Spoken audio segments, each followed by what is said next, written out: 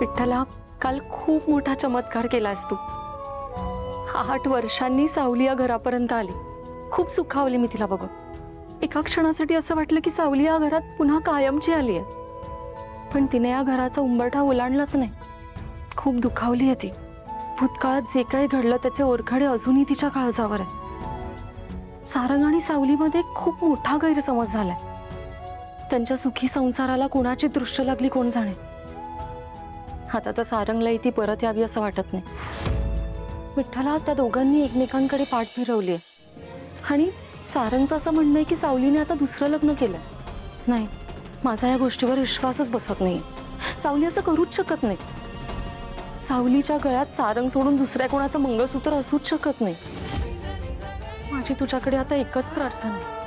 काही कर, कुठलीही लीला कर, पण या 2 जीवांना प्लीज एकत्र आण.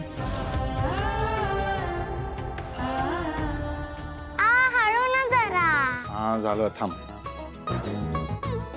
ओवी बाळा, काय झालं? बरं वाटतंय ना? मला वाटतंय, पण याचं काय कळत नाही. मी त्याला किती वेळा सांगितलं अमृता काकू मला रेडी करत, तर तो म्हणतोय नाही, मी आज माझ्या बाळाला स्वतःच्या हाताने रेडी करणार. आणि उगाच जबरदस्ती रेडी केलंय. बघ बरं नीट बांधलेत का? सारंग, हे तू अगं किती छान बांधलेत केस तुझे. खरंच? हो, खरंच. माझा विश्वास नाही, पण तू म्हणते तर असो. पण मॅडम एवढ्या सकाळी सकाळी नट्टा थट्टा करून कुठे चालल्यात? गाण्याच्या क्लासला. गाण्याच्या क्लासला? पण म्हणजे सावलीच्या गुरुकुलच्या क्लासमध्ये की वेगळा कुठला क्लास शोधलायस? अगं काकू, आमिरच्या आईच्या गाण्याच्या क्लासला. पण काकू, मला सांग, तू आमिरच्या आईला आधीपासून ओळखतेस का?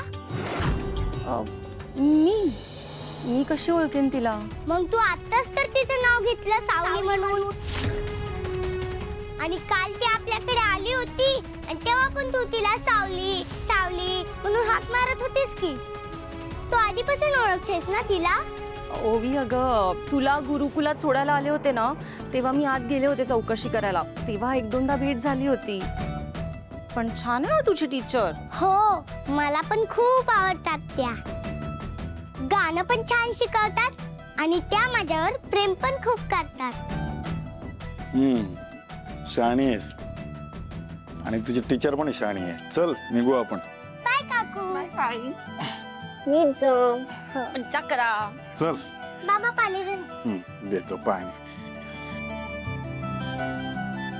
या अबीर आणि ओबीमुळे सारंग सावली नक्की एकत्र येतील.